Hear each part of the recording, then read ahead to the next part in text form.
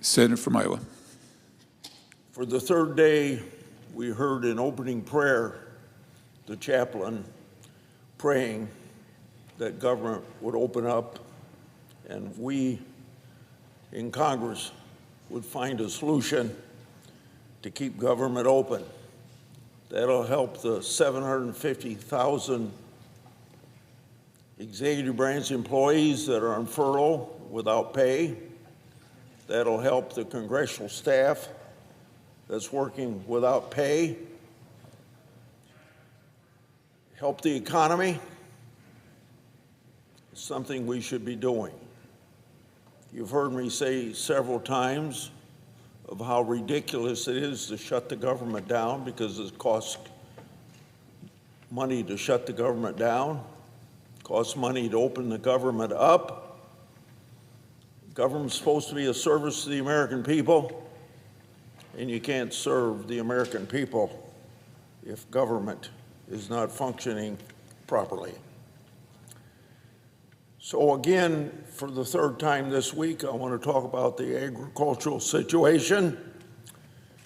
This week, I've been talking much about the dire situation in real America, where corn farmers are facing the worst corn to fertilizer ratios in American history. Now, you may not have heard about those ratios. Probably that's something that's been developed within the last 2 decades, but it puts the input cost of farmers to grow a crop against the price that they receive for that crop. And it's the worst ever. And I mentioned the real America because we that are serving here in Washington, D.C. work in an island surrounded by reality. And I want to make sure that the entire country knows what's going on in flyover country. Last Congress, that'd be in December last year, passed a $10 billion in ad hoc appropriations for crop farmers to weather the economic storm. While this helped some farmers get through one more year, the economic situation on the family farm has only gotten worse.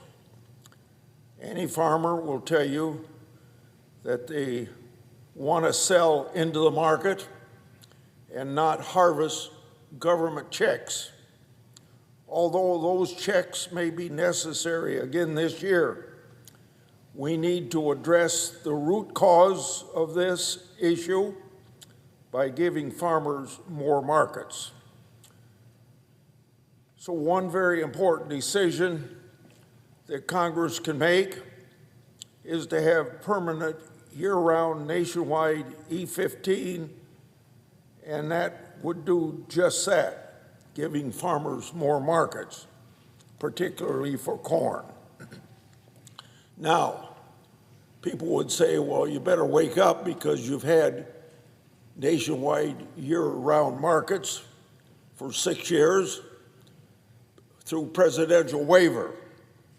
But we need to have this by legislation because we need more certainty than what an individual president might think about this issue.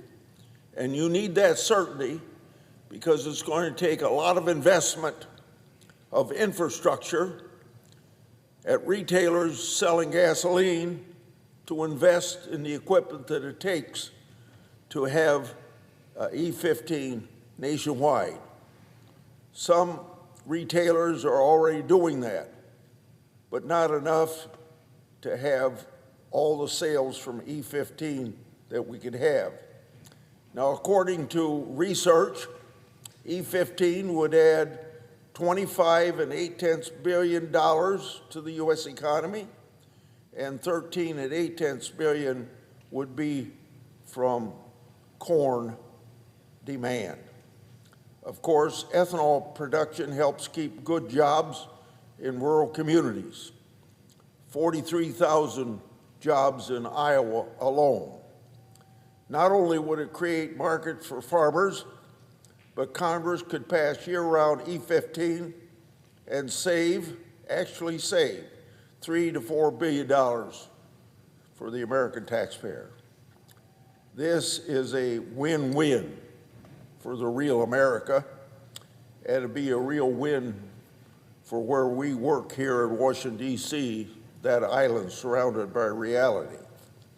Any legislation with ad hoc payments to farmers should include allowing year-round nationwide E15, bring certainty to the market, get that investment in infrastructure that's so very, very important to get the most massive benefits out of E15 year-round.